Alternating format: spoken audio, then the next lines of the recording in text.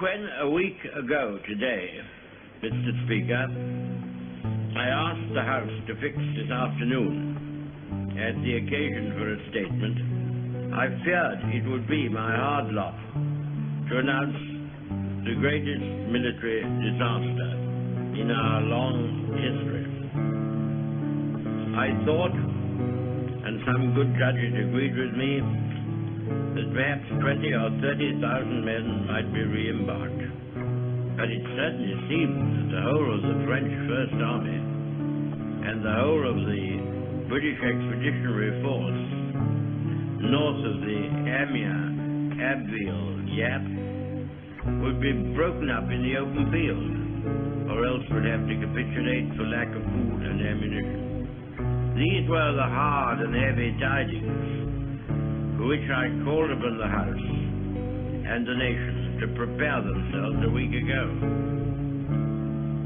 The whole root and core and brain of the British Army, on which and around which we were to build and are to build the great British armies in the later years of the war, seemed about to perish upon the field or be led into an ignominious and starving captivity. The enemy attacked us on all sides with great strength and fierceness, and their main power, the power of their far more numerous air force, was thrown into the battle or else concentrated upon Dunkirk and the beaches. Pressing in upon the narrow exit, both from the east and from the west, the enemy began to fire with cannon upon the beaches by which alone the shipping could approach or depart. They sowed magnetic mines in the channels and seas. They sent repeated waves of hostile aircraft, sometimes more than 100 strong in one formation, to cast their bombs upon the single pier that remained, and upon the sand dunes on which the troops had their only shelter.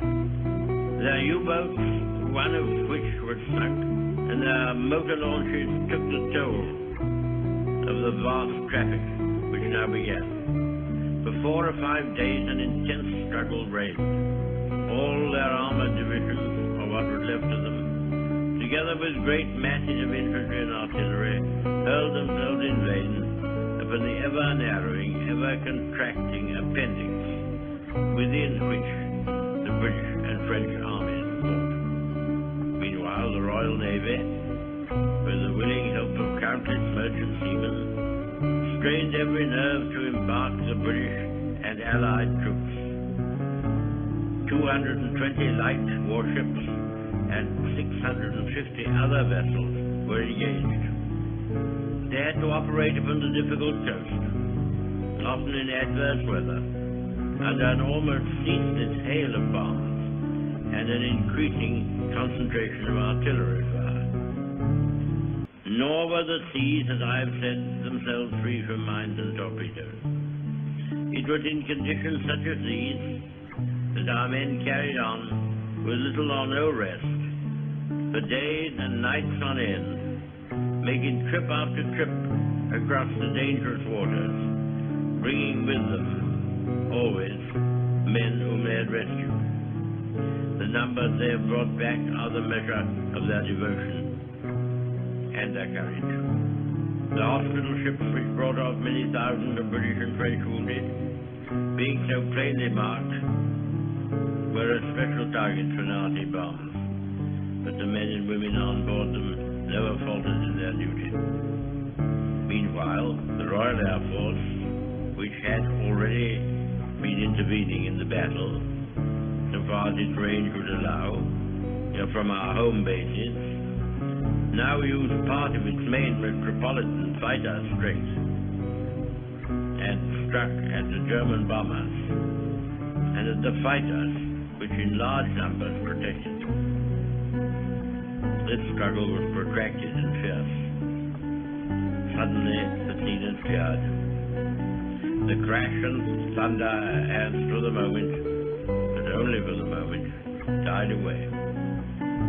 A miracle of deliverance, a achieved by valor, by perseverance, by perfect discipline, by faultless service, by resource, by skill, by unconquerable fidelity, is manifest to us all. The enemy was hurled back by the retreating British troops. He was so roughly handled that he did not carry their departure seriously. Sir, we must be very careful not to assign to this deliverance the attributes of a victory. Wars are not won by evacuations. But there was a victory inside this deliverance which should be noted. It was gained by the Air Force. Many of our soldiers coming back have not seen the Air Force at work. They saw only the bombers, which escaped its protective attack. They underrated achievements. I've heard much talk of this.